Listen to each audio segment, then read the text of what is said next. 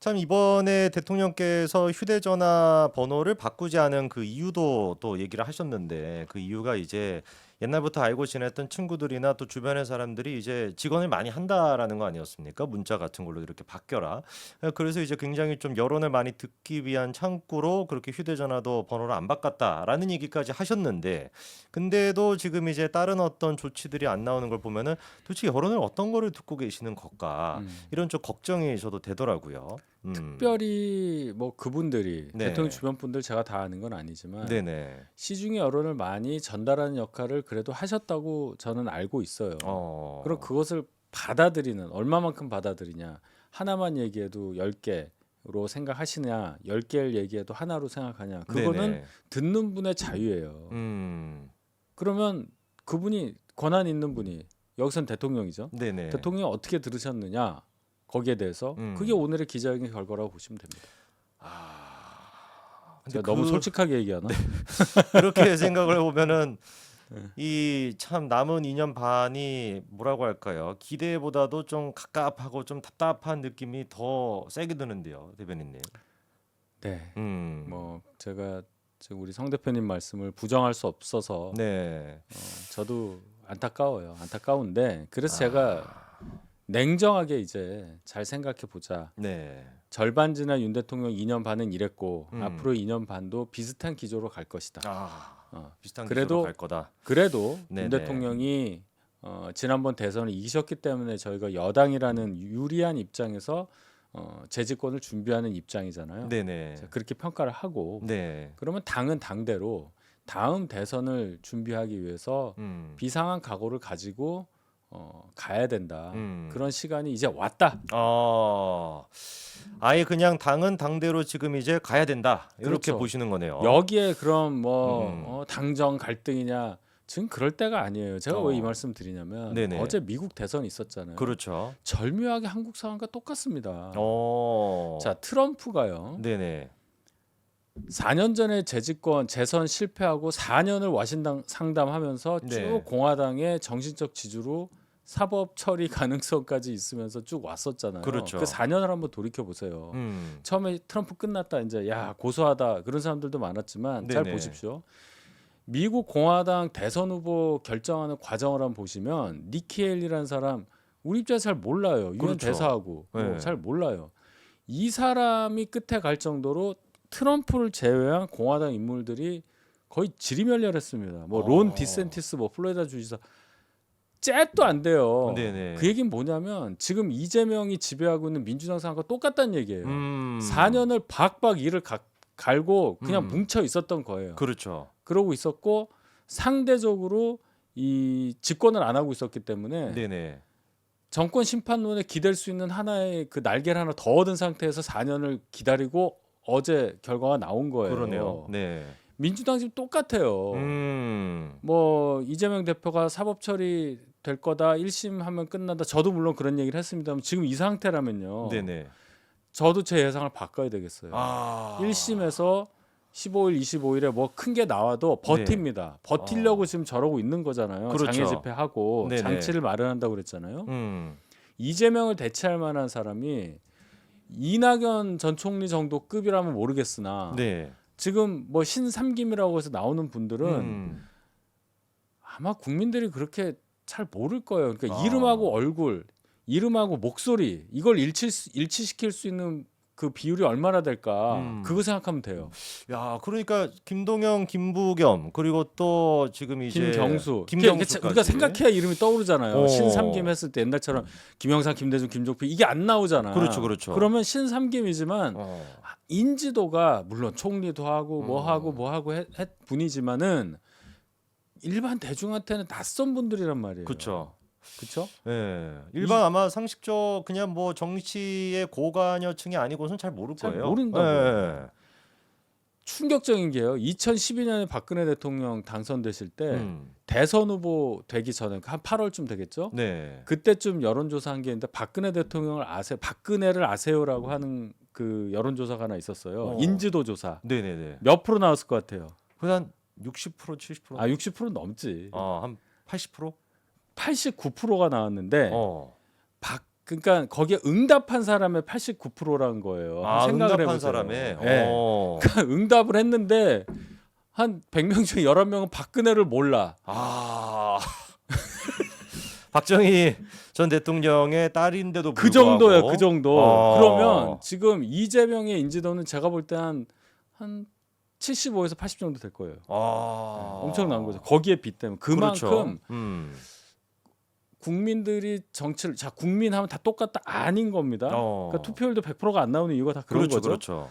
그런 차원으로 보잔 말이에요. 그러면 이재명 대표를 제외한 다른 뭐 잠룡군에 속해 있는 민주당 내 인사들의 인지도는? 파괴력 이게 별로 크지 않다. 그러면 여긴 정해져 있는 거예요. 네네.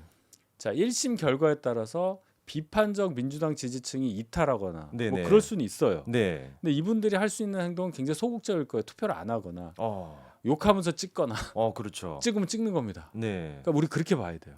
그럼 여기는 트럼프 같은 사람이 하나 있는 거예요. 어떻게 보면 거의 될 뻔했기 때문에 위상이 점점 올라가 있는 상태. 2년 전 대선보다 훨씬 더 위상이 올라간 상태에 이재명을 우리는 싸워야 돼요. 그땐 국회의원도 아니었어요. 그렇죠. 성남에서 사또하다가 경기도지사 하다가 여기까지 올라온 사람 정도 됐는데 이제 그쵸. 그때랑 다른 게 뭐냐, 당대표로 벌써 2번을 했어. 그렇죠. 국회의원을 2번을 했어. 그렇죠. 이런 사람이랑 우리가 맞서야 된단 말이에요. 그런 사람과 맞서야 되는데 지금 이제 여당의 대통령실이 보여주는 모습은 사실상 다음 주에 나올 그 선고가 별 의미가 없게끔 만드는 지금 이제 그러니까 제스처라서 우리가 그 선고 결과에만 의지해서 이재명은 끝났어. 네. 이재명은 이제 뭐 감옥 가야 되는 거 아니야? 이걸로 지금 퉁칠 수가 없는 상황이란 말이에요. 만약에 네네. 윤 대통령이 바이든처럼 네. 재선 도전이 가능한 상황이면 지금 이럴 수가 있어요. 근데 윤 대통령은 선거에 출마를 할 수가 없잖아요. 그렇죠. 그러면 그 다음을 위해서는 우리가 뭘 해야 됩니까? 후계자가 있어야 될 거 아니에요. 그렇죠. 우리가 내세울 수 있는 대표 상품이 이쯤이면 나와서 이재명하고 계속 붙으면서 뒤에서 밀어주고 이렇게 가야 되는 거예요. 그럼요. 그런 거 아니에요? 그렇죠. 근데 지금 우리가 그러고 있느냐? 제가 그 관점을 얘기하는 거지. 야, 너는 친한이니까 한동훈만 미는 거냐? 그런 뜻이 아닙니다. 그러니까요. 자, 역으로 대통령실, 용산 또 뭐 친윤이라고 하는 분들 어느 분을 그러면 이재명의 상대로 생각하시는 겁니까? 그러니까요. 그게 중요한 질문이죠. 제가 이 질문을 했을 때 그분들의 네. 누구 하나라도 답을 할 수 있냔 말이에요. 어. 물론 한동훈 대표 이외에 다른 대권 도전 가능한 분들이 많이 있어요. 그렇죠. 뭐 홍준표, 오세훈, 뭐 원희룡, 뭐 이 정도 있잖아요. 안철수, 뭐 다 나경원도 있어요. 될 수 있고. 나경원 의원 서울시장 간다고 했으니까. 네. 이게 있잖아요. 근데 그러면 그분들하고 지금 찐윤, 용산 얼마나 일체화돼 있느냐. 그건 다른 얘기잖아요, 지금. 그렇죠. 오세훈, 홍준표 두 분은 외직에 있습니다. 중앙에 계신 분들은 아니에요. 지방에 있단 말이에요. 광역자치단체장이니까 중앙 정치하는 데 있어서는 한계가 있어요. 그렇죠. 그리고 그러면 찐윤이라고 하는 뭐 의원 몇 명인지는 모르지만 그분들과 정기적으로서 오세훈을 미는 뭐가 있다거나 이게 이제 슬슬 나와야 되고 저희가 짐작도 할 수 있어야 돼요. 이 정도면 이제 예. 그렇잖아요. 그렇죠. 대선이 불과 2년 조금 더 남았어요. 내후년 아니죠. 횟수로는 3년이지만 네네. 한 20 가만 있어 보자. 4개월 28개월 정도 후면 28개월 정도 후면은 대선을 치러야 되고 그러면은 적어도 대선 이 경선 시작하는 거는 1년 반 이후에는 시작이 된다고 봐야 돼요. 그렇죠. 근데 지금 가시화된 그게 있느냐. 게다가 그분들은 아직 임기가 있잖아. 그렇죠. 대구시장도 하고 서울시장도 하고. 그러니까 그런 상황이라 지금 없어요, 우리는. 남아있는 카드가 사실상 그러니까 그런 맥락 속에서 한동훈 대표가 지금 이제 가장 유력한 카드니 그러니 우리는 이제 지금의 이재명을 맞서기 위해서 한동훈을 미는 것이고 뭐 한동훈뿐만 아니라 다른 또 좋은 또 후보들이 있으면 당연히 다 같이 이제 으쌰으쌰 하면 그렇죠. 되는 것인데 한동훈으로만 가자 뜻이 아닙니다. 그렇죠. 한동훈도 있고 누구도 있고 이렇게 지금 몇 명 얘기했으면 이 분들 중에 어떤 한 사람 요 분들을 플랫폼에 태워서 쭉 가면서 요 중에 한 명을 골라서 우리가 저 트럼프 같은 이재명이랑 맞서자.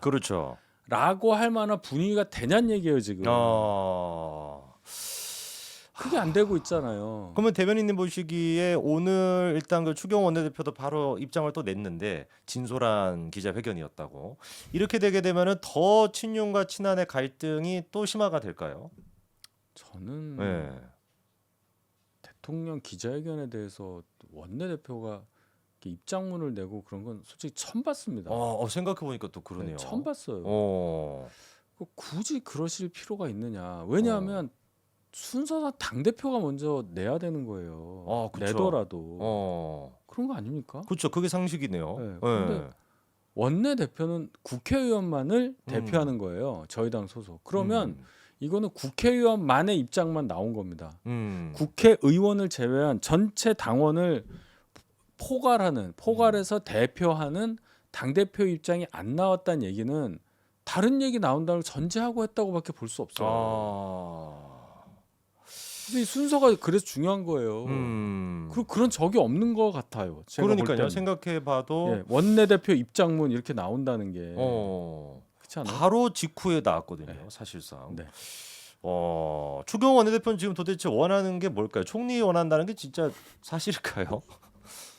왜냐면 요즘 들어가지고 보여주는 그 모습이 이번에 근데- 기자회견도 네. 자기가 뭐 했다라는 식으로 그러니까 추경호 또 나오고. 원내대표도 이제 본인의 정치를 해야 되는 분이고 네. 뭐 그건 제가 충분히 알겠는데 그게 대중에게 어떻게 비칠까에 대해서도 많이 생각을 하셔야 될 걸로 보입니다.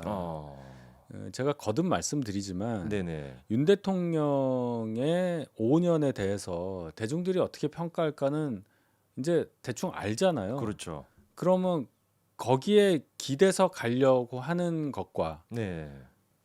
그것을 더 넘어서 다음에 대중의 기대를 충족시킬 수 있는 정치인이 되면서 본인 스스로 좀 더 영향력을 확대하고 그럴 수 있는 행보냐, 이 두 개 중에 선택을 해야 되는 거예요. 그러니까 추경호 원내대표가 이렇게 뭐 지금 말씀하신 대로 정말 뭘 원하시는지 모르겠는데 네. 임명직 관직의 이제 최고봉까지 1인 지하 만인 지상까지 원하신다면 이런 행보가 맞을 수도 있어요. 근데 그게 분명히 국민적인 눈높이에는 맞지 않은 겁니다. 그러니까 네. 대중 정치인의 행보로 보기는 어렵죠. 음. 대중 정치인이 뭐예요? 대중 정치인은 대중의 표를 먹고 가는 그렇죠. 사람이죠. 임명직이 네네. 아닌. 음. 그러니까 추경호 대표 트랙은 적어도 한동훈 대표 트랙과는 다른 거죠. 구별을 해야죠 우리가. 그러니까요. 그런 분은 그냥 관료라고 사실 봐야 될 것 같고 그게 막 정치인이라는 느낌은 별로 안 듭니다.